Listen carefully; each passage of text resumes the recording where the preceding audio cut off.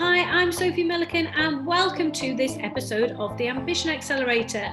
In today's episode, I'm talking with Alice Hall, who is a serial entrepreneur, having founded Pink Boutique. Since she exited Pink Boutique, she has set up the Rowen group, which comprises of 3 businesses at the moment and growing, no doubt. So enjoy this episode. Welcome, Alice Hall, founder of Pink Boutique and all-round entrepreneur working on some really cool, exciting new things. I'm sure some of that will come up in our conversation today, but welcome and thank you for joining me. Thank you for having me. No, it's going to be exciting. So we'll jump right in with the questions, if that's all right, and see where they take us. So I want you to just think back, first of all, Alice, and tell us whether you always knew what you wanted to be when you grew up. So absolutely not. When I was at school, I didn't have a clue about what I wanted to do. I liked English, so I thought I could be a teacher or a journalist. And I ended up going for the journalism degree. When I started in my journalism degree, I realised that a lot of journalists aren't the most well-liked people. Whereas before, I just thought that you wrote beauty magazines and things. I didn't actually realise the whole scope.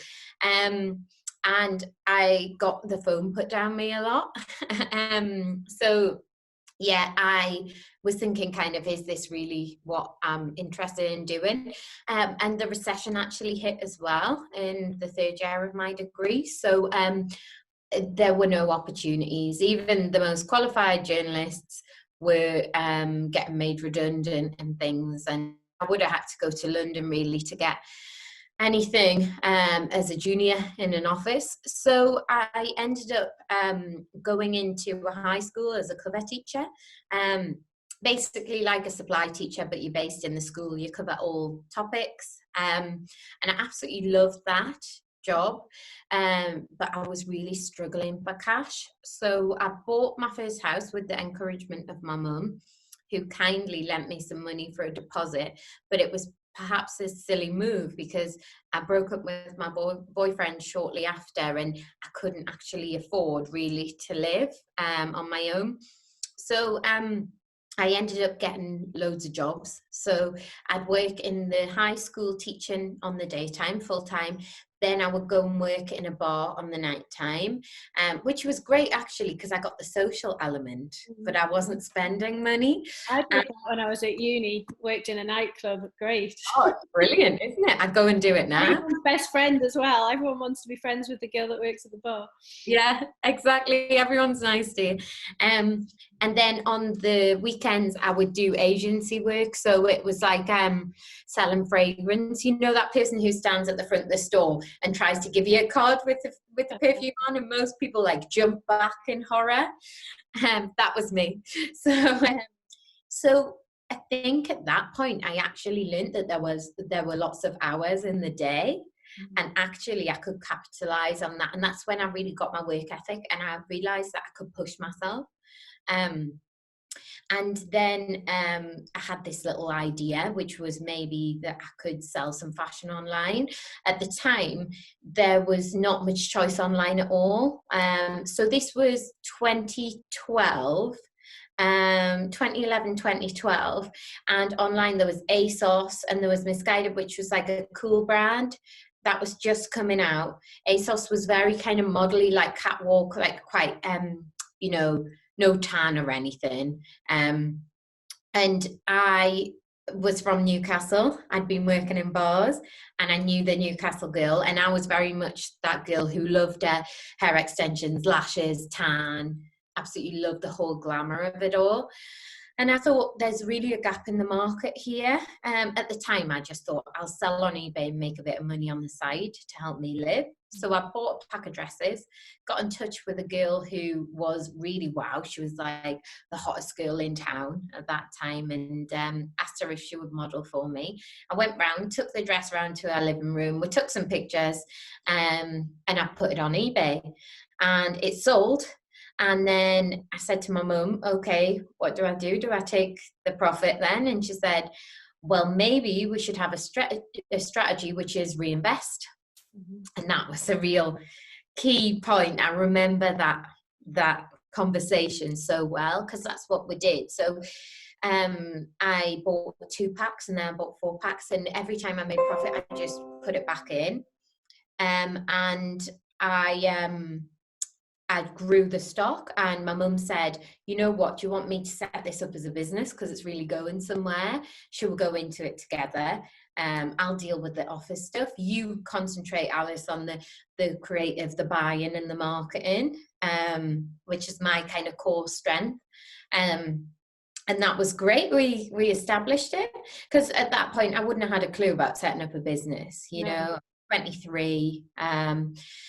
So yeah, it all went from there, and then it just spiraled and we just ran with it. And then it was crazy. People would say, so how did you get your business idea and stuff? And I was just trying to sell on eBay to get a bit of extra cash, but it became a brand. We had no business plan at the start. Actually, we never had a business plan. Really? I think we tried a couple of times to sit down and write, but because the business was growing so quickly, we always then got pulled off on other stuff. So, and I guess because it's such a fast growing kind of, you know, fashion so fast, it probably would have dated quite quickly, I would imagine. Totally. And a massive part of our business was social media. And with social, if you're really focused on it, you have to be willing to pivot on any day. As soon as they roll out a new algorithm or a new feature, you've got to jump on it straight away. So writing a 3-year plan just wasn't going to work for us. And then there's different competitors in the market. There's so much trend. So yeah, people approach me and say, I want to start a business. I'm having trouble writing my business plan. And sometimes I say to them, why don't you just get it live? You know, like I hear your concept. Don't get stuck on that bit. I do think it's good to have a business plan. Don't get me wrong. Planning is good, but sometimes you just got to run with it. Definitely. I think that's good advice. So that's the story of how it all started then. Isn't that crazy? So you definitely didn't know that that's what you always wanted to do.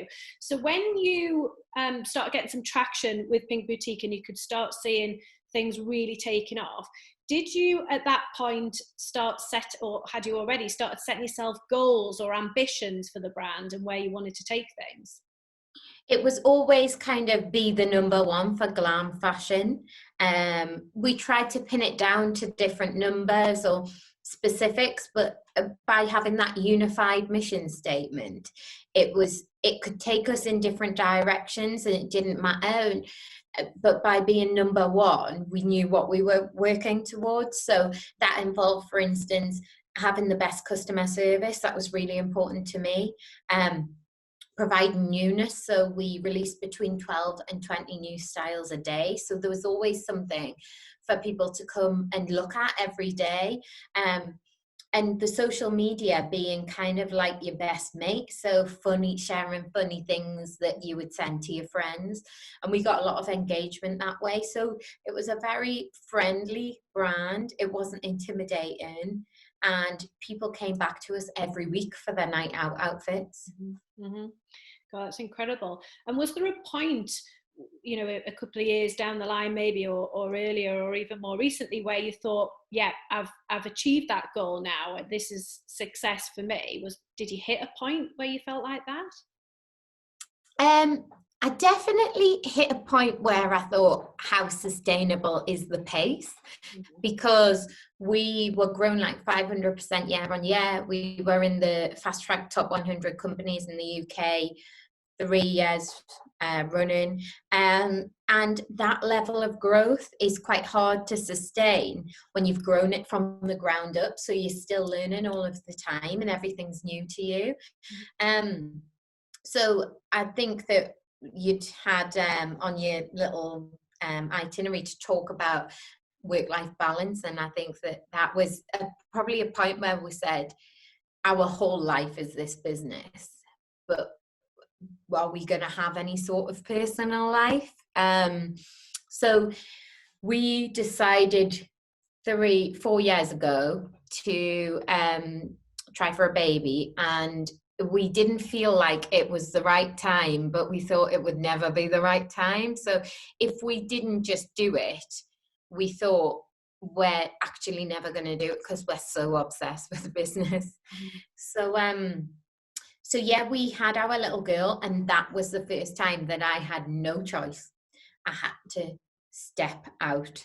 And because if you've got a baby crying for you, it's crying louder than the business. But I do refer to that business as my first baby. Yeah. Because with online, it was 24 hours. You're constantly checking on it. You don't shut the shop and lock up and you can't do any more. With marketing and stuff, there's always more you can do. And in that way, it probably gets quite addictive. So yeah, that being a parent, becoming a mother, has definitely taught me that I have to switch off and I have to recalibrate my brain. And I'm sure that you know this, when you're in the office and it's like ping, ping, ping, ping, you then need to recalibrate to come home and have normal conversations and make the dinner and just do some normal things. And I think that's so important. But that's really when I had a shift change, I think. So in terms of work-life balance, do you think it's ever possible? I think you've got to be really strict with yourself. I wouldn't say that I've got good work-life balance, probably because I have a toddler. So like I've got a 2-year-old, I don't have an option. Whereas I do worry going forward that once she can play independently and stuff, I do worry that I'll slip more back into that addictive work mode. So I'm very clear with myself that I need to be very firm, and I need to say, right, 5 o'clock you stop working, because to grow that business, we worked, early mornings till 11 o'clock at night. We rarely ate in the house. We didn't go away. If I went on holiday, I'd sit maybe, for an hour and then be like, right, what we're doing. And I'm constantly, I think that a lot of people in business are quite addicted to business. And I think that's partly why it's effective, because you've got to be driving every day. You've got to get up and be on it. But I think that you have to be very, very strict with yourself.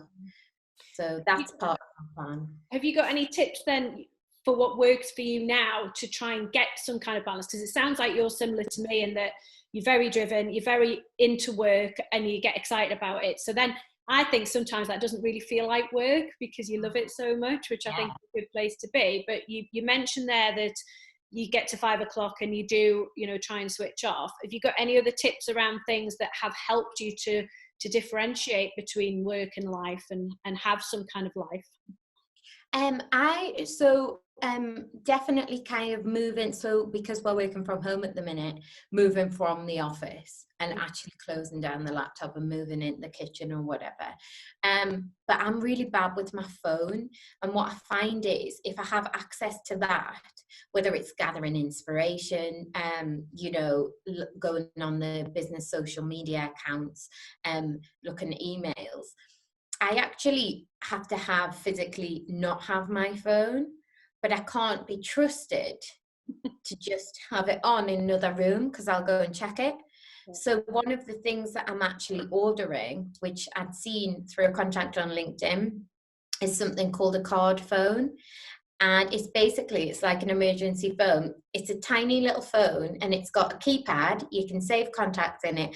I think you can call and you can text message, but nothing else. And I know it sounds really dramatic, but what I'm going to start doing is on a weekend, actually hide or physically give to my husband my phone and only have the card phone. So for emergencies and whatnot. Yeah.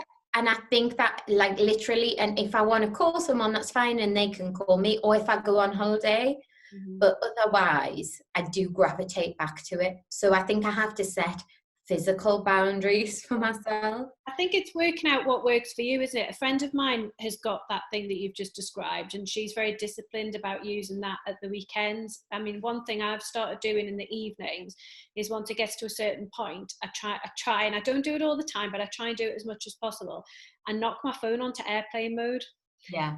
And I just have to do that and just to switch off a bit. But would you say that you now have time to do social stuff? Clearly not right now, because we're in the middle of the coronavirus at the time of recording this, but in terms of, you know, work-life balance, not just being work and your family, having that social aspect or health stuff or holidays, do you feel that you've got more of that now? Yes, definitely, because I've trained myself into it. And what I've actually realized, I think post that crazy business journey, I'm a lot more clear on what my triggers are, or what actually kind of detoxes me. So what kind of brings me up in business and pace, and what brings me back down. And I implemented some of the techniques on a recent holiday, and it's the first holiday I've been on that I've actually switched off completely. And some of these techniques are things like, well, I did want to do meditation, but I just couldn't quite get into the whole thing. It felt very like sitting on your own. But what I learned was to sit with myself, which sounds strange, but I was watching this guy on YouTube. He's called Eckhart Tolle. I think that's the right way to pronounce it. And he's like a kind of, they say spiritual leader. That sounds very airy-fairy, but he just talks about like techniques in terms of brain techniques and stuff. And he said that most people are uncomfortable sitting with themselves without a phone or the TV on or reading or something. And I realized, yes, I never sit and just am able to like look out the window. So what I started doing was actually practicing it on holiday, and I sat on the beach and I looked at the sea, and I tried to just sit with myself without thinking about work or anything. And I think it had the same effect as meditation. So what it does is it just stops your brain from running between all these different themes. And I found that was so empowering in terms of just coming down to a normal pace, and actually then being able to think a lot more clearly and creatively afterwards. You've had that break. And I think watching something like The Water or whatever, that does kind of draw you back into the moment, which is, you know, the principles of meditation anyway. It's interesting, before coronavirus hit, I went, because I set myself goals every year, and this year one of mine was around my health and well-being, because that slipped so much in previous years. It's always been work and family, and they've sort of slipped between the two always, and it's been my health and well-being that's taken a hit, I think. So I wanted to prioritize that. So one of the things I did was go on a retreat to Thailand, with one of my business pals who also is just 24/7 working, and we went there and you weren't allowed to use your phone. I mean, we were a bit sneaky. We did break some rules, and we were sort of using them in our rooms and stuff, but in public places or on the beach, you weren't allowed to use your phone. And it was a full week of like really healthy eating. The food was tremendous, and they had a spa there, and the package we signed up for, we had 20 spa treatments in a week. Can you believe that? That's all we did. Spa beach. We'd be sat on the beach and I'd be like, oh, Natalie, we've got to go. We've got another spa treatment. Oh, it's such a hard life. But it was amazing. But it was really good to just have that moment, and doing, you know, just looking at the water or looking at the you know, the nature there was fantastic. It was beautiful. And it just gets you kind of just thinking of what's going on in the moment, rather than all these other things that are going on in your brain. And totally. I think that you just like so focused, you lose. I felt like I lost all sight of even like nature, like you say, or like I never looked up, I never looked out. Yeah. Because I was just constantly working on what I was working on. And that's so important, to appreciate other things in life. But I think quite often it is quite hard when you run your own thing or you're being really ambitious. And the guilt as well. I don't know if you felt it with the self-care, the tremendous guilt that I used to feel for years getting my hair done. The fact that, say, people, so, you know, say if I had like a dentist appointment during work time, the fact that people were in the office working and I was at the dentist, I couldn't process it. I just felt so bad, like so guilty.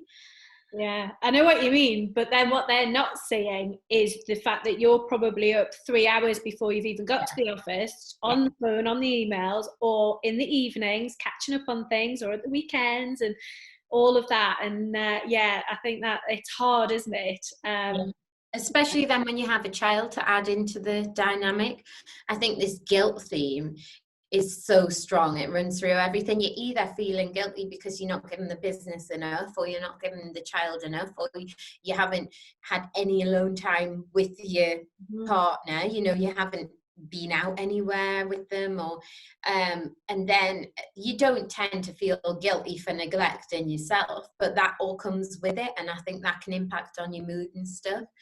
So I think just learning to allow yourself that, you know, allow yourself, go easy on yourself. That's something that I'd stop putting too much pressure on yourself. You know what I mean? I think that's really good advice. And I think it's only when you've been in business for a few years and you've been through that you can then look back and say, I wish I'd done a bit more of that. But yeah, hindsight's always a great thing, isn't it? So moving on and thinking about the people that you surround yourself with. So I read something a while back that said you're the sum of the 7 people that you surround yourself most with. Have you got a bit of a tribe going on of people that you turn to for support with business and with life, you know, people that lift you up? I think mainly those people, my partner is really significant in that, and I think he's very honest about kind of what my core strengths are, and I'm always very honest about my weaknesses as well. But his function, and in going into business as well with these new ventures, is that he says that he wants to protect me and my creative bubble, and he'll take the noise away, which is just fantastic, because the noise is what raises my stress levels or takes me off task. So, you know, between finance and HR and the operational side of things, he recognizes what my core strengths are. And I think that's great to have someone who will go and deliver stuff. So, you know, I'll say, oh, let's do this. I've already scoped it out. I think there's a great market. And he'll go, great, I'll go and do it. You know, he'll getting the stock in, you know, getting it shipped out, hiring the people, you know, all the one-to-ones, the appraisals, the premises, all that stuff. So I feel really, really fortunate that I have that support. It's interesting you mentioning Andrew. So obviously I've met Andrew a few times, and you do mention him a lot, which I think shows you know, what a great relationship you two have got. And I know that you're working on some business projects together now, which is fantastic. So just focusing on that, how instrumental would you say he has been to your business success? Massively. I just don't know where it would have gone if I hadn't met him. I met him about 3 months into the journey, and he's always been there to listen and kind of offer advice and build me back up. And so, yeah, I literally just don't know how far it would have got without him. I think I would have gone into a meltdown at some point, because there's been a lot of like challenges across the way. Yeah, that's really interesting. And I think you know, I mentioned to you earlier that I read Sheryl Sandberg's book years ago, Lean In, and she talks about the most important decision in your career is choosing your life partner. And I read that and I thought, ooh, that's really interesting. And in my experience, you know, I've had partners that haven't been supportive of work and have not understood when I've had to take late night calls, or when I've had to work on my business at the weekend or early mornings, and they just don't get it. And I've often felt envious of other people that have that, because I can see what that brings to the table. And I remember meeting a friend for coffee once, and her telling me that she'd had a business problem, and she'd come home and her and her husband had got out a bottle of wine and a flip chart and started working through this program. And I was like, oh, that's perfect. I was so excited about this. So I can see both sides. I mean, I'm lucky now that my current partner, although he lives in Bangkok, which isn't helpful at all at the moment, but he's very supportive. And, you know, before I went to do my TEDx talk recently, he sent me this amazing message, like, you've got this, you're going to be amazing, don't be nervous, you're going to be fantastic. And having someone that is your sort of cheerleader, if you like, that you can talk to on the same level that understands what you're going through and wants to build you up, I think is phenomenal. So if you, so if someone was watching this and wanted a bit of advice about what they should look for in a partner that would give them that, have you got any tips? I think the main thing would be make sure that they're a radiator and not a drain. So they say that there's two types of people. And if you go for a more negative person that you're having to lift up all the time, it's not going to work.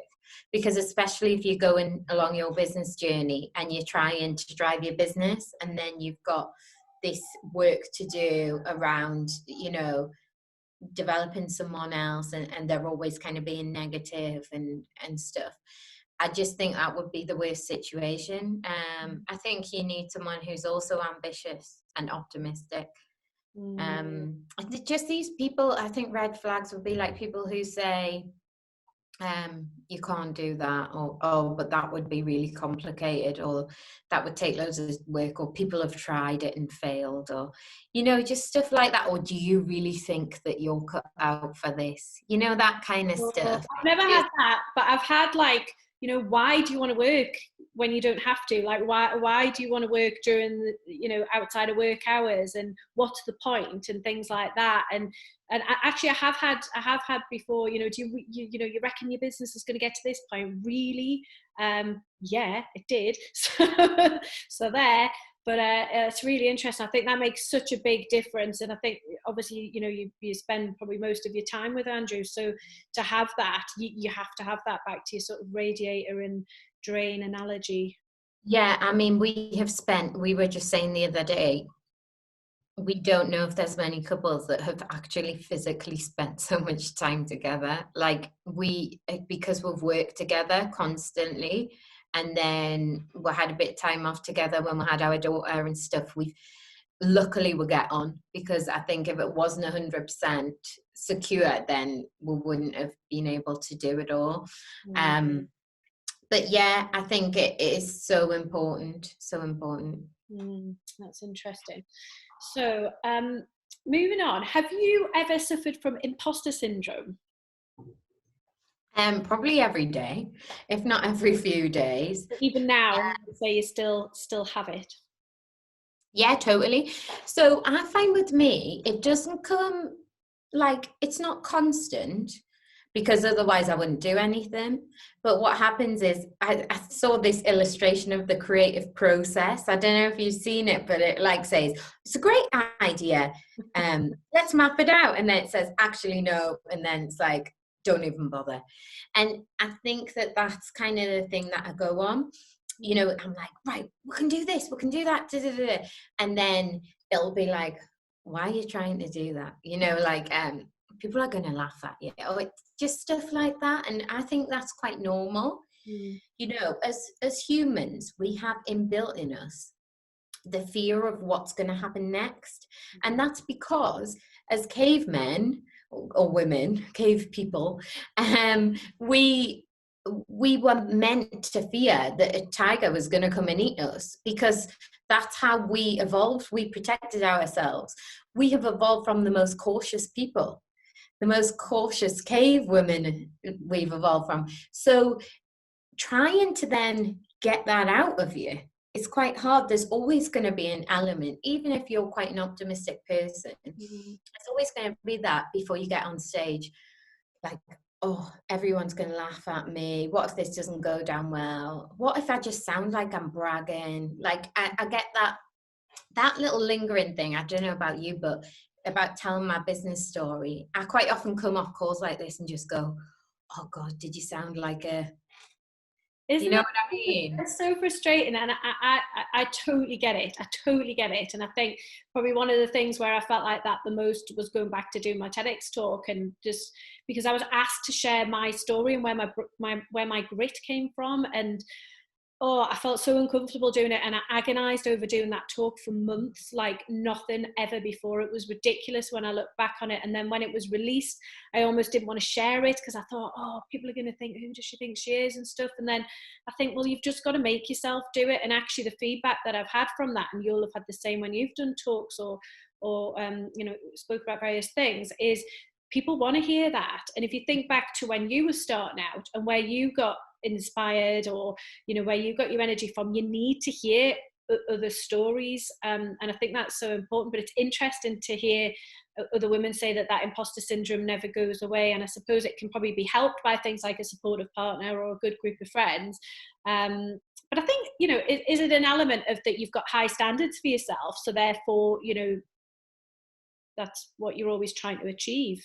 Yeah, I suppose you're kind of marking your own work all of the time.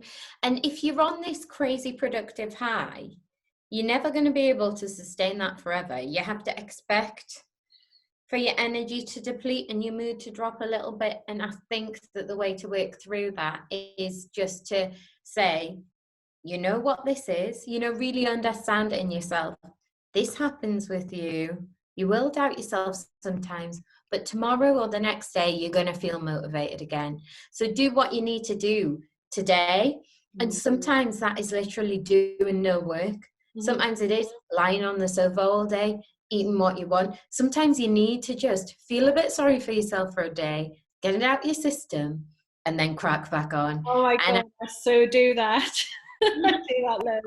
Embrace it, haven't you? Rather than dragging yourself in to do so.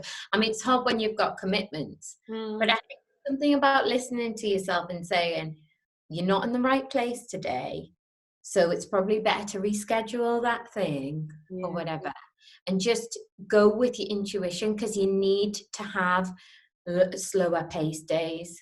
You're so right, but it's making sure that slower pace or that slumped on the sofa bit doesn't last for very long, because I think it's easy to get sucked into that. And I've never been sucked in that way, but I've seen other people who've just sort of said, oh, I need some time to myself, I'm going to take a week off, and then which is fine, you take time off, but it then drags on. And I think it's better to just wallow for a day or something and pick yourself back up and get on.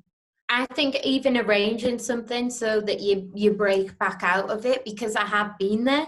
I've been there where it's been a month of me, because what I find is, especially sometimes when you succumb to it, you continue to overanalyze, and then that thing that was only a little thing you have in your head is actually a big thing. And sometimes, if you've come out of work, it's just getting back into work. It's kind of, or booking a hair appointment, or something that's just like, right, or even like getting a new outfit. And like, I don't want to sound like it's all about beauty and fashion and stuff, but what works for you, isn't it? It's what getting a bit of a power outfit, and just being like, right, no, I've got a nice new outfit for work and I'm feeling empowered again, and I'm just going to go back in there, and I know that like 5 minutes like into it, I'm going to be fine again, because I get creative again. But I totally agree. I think you need to be like, right, or even like explaining to people close to you as well, like saying, look, I understand how my moods run. So like with my sister, I'll say, I'm just having a bit of a down day, I'm going to snap out of it, but just talk to me about what you've been doing, because I need to get my head out of things. Just being honest about it so that people understand, and then saying to those people, you know what I figured out really gets me back out of it if I'm feeling a bit stressed or a bit low, booking a spa day with you. So when I'm in that headspace, I do that. Instigate that, you know what I mean? And helping people around you to understand how to work with you so it doesn't drag, or you're not imposing your down day on them. I think it's a really important point to make around the fact that that's not a weakness, and actually being honest and open about how you're feeling and how you react to things and how you then pull yourself out is actually, I actually see that as a strength.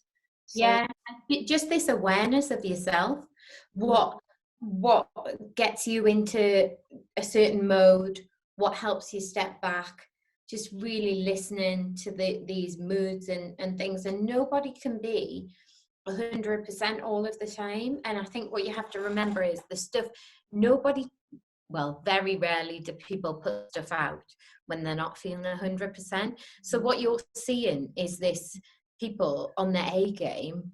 You never see that other side of things. So with social media and stuff, you've got to be mindful of that it's good to have this time It clarifies things. It makes you look at things in different ways. It's only human to have down days sometimes. Yeah.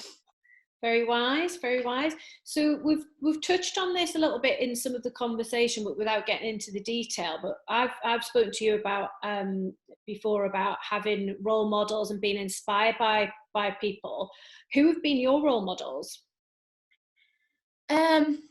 I think that I've taken a lot from people around me. So like my mum has been fantastic on the organizational side of things and the finance and stuff. My husband has his amazing strengths in operations and stuff like that. And my sister has this strength in knowing what she's comfortable with. So she has a small business, but she knows she doesn't want to grow it. And I really admire that, her knowing what she wants and sticking to it. And I think there's almost beauty sometimes in people. I talk to people who say, I don't really want to hire staff, I want to keep it as me. And I think that there's actually a lot of courage and a lot to be said for that, just being certain on what you want to do. So I'm quite inspired by people just of all walks of life. People I talk to at business events. I pick up a lot of energy from people that I've worked with. And obviously there's these big figures, which are great, but they're not massively accessible. So I don't know how much I've been inspired by that. There's influencers on social media. I really like Gary Vee. I was saying to you earlier that if I'm feeling sorry for myself or stressed or anything, all it takes is me watching a little Gary Vee video and it's like snap out of it. There's a video by him and it's like, these are the odds of you actually being alive. I saw that. Yeah. So it's like blows your mind. You're like, yeah. And he's like, it's so true. He's like, this is the odds of you being born.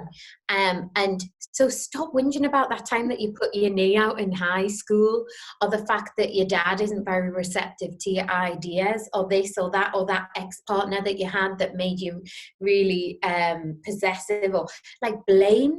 This whole blame thing. It's just like, you're responsible for yourself. Crack on and do it. Yeah. And I love his content because it is very direct at times, but it just makes me snap out of it. And that's what I like. I like short clips. I don't tend to like sit and watch a long thing. I like podcasts. I like YouTube videos, anything I can do while I'm doing something else. So if I'm driving to work in the morning, I've got a half-hour potential journey there where I can learn something new, and the same when I come back from work. So learning something new every day. In terms of podcasts, I really like the Boss Babe podcast, which is run by Natalie Ellis and her business partner. I can't remember her name, but they're really good, and they talk about the highs and lows and the self-care. So I really admire them. Loads of topics. And I like Tom Bilyeu, I think he's called. Yeah. He talks about loads of stuff, innovative things, or even if you learn about new developments in genetics or something, it might just inform you in some way. And I like certain things, like this one called The Blog Millionaire, and he talks about blogging strategies. I like Neil Patel for his YouTube digital content.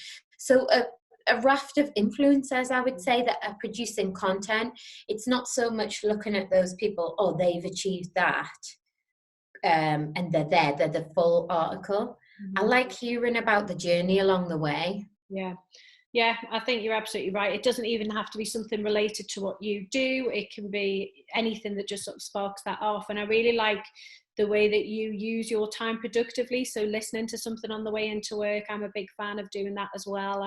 I think that I'm hyper productive, like I'm always doing something and multitasking and all these sorts of things. And I think that's really great. That's really good.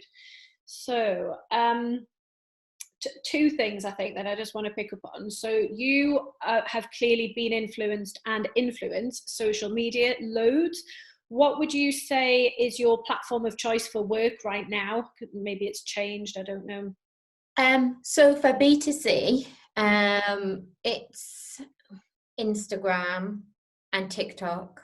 TikTok presents massive opportunities right now because it's quite young in the social media market, so it's not massively monetized yet. Although there are some ads on there, you can get massive organic reach, which is what we used to do at the start of Facebook pages, which is what provided a lot of our organic growth. So when I'm advising people on social, I always say jump on the latest platform, the latest feature. Instagram, very much a platform that you can build a brand on and convert on, but it's tough now. It takes a lot of admin. It takes a lot of work, a lot of content production. Instagram stories are great because they're a little bit more laid back than feed, but I know a lot of people get intimidated by the feed element and it looking really. I don't understand Instagram at all. Like, I was advised to have a presence on every platform, which I've done, but I just don't get it. Like, for me, LinkedIn and Twitter as well, they're big for me. But well, for B2B, for personal profile building in business, LinkedIn is brilliant. And again, there aren't that many restrictions on the algorithm. The great thing about LinkedIn is not many people produce content. There's a lot of people checking and lurking, but if you produce content, you're very likely to be featured in the feed, although it does still work with algorithms. But just investing a bit of time on that, it can have massive rewards. How do you keep your knowledge of all of these platforms up to date? Because you talk very confidently about each of them. So where do you find that information out? By being on them all the time. And I do think it's important, by the way, you said it's good to have a presence on all platforms, but I would almost disagree a little bit, as in you can do everything and do it okay, or you can really boss one platform. So by being on them, you're seeing all the latest features, watch what's coming out, what content seems to be getting a lot of engagement.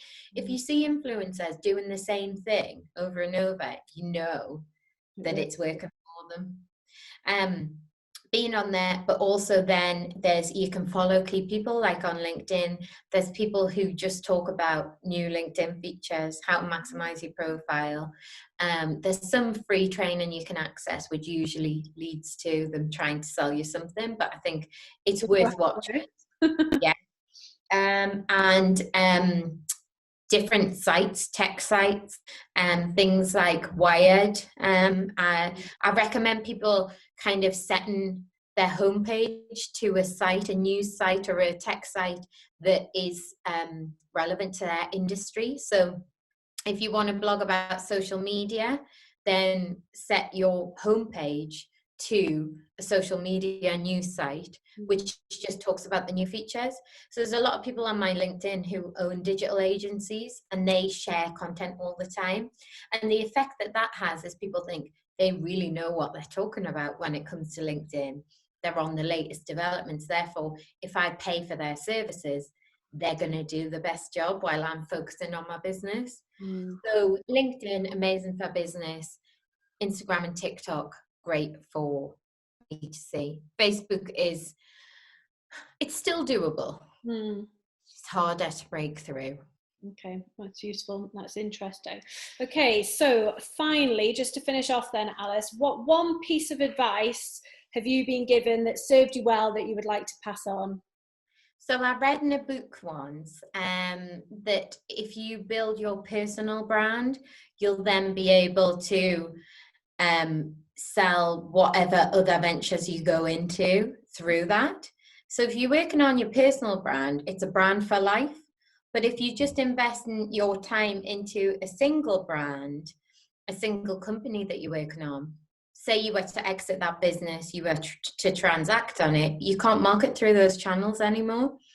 So I think that is so interesting, because I've had a lot of questions around social media and building your own brand and why to do it recently. And I just think if you work on building your own brand, you can then do so much with it.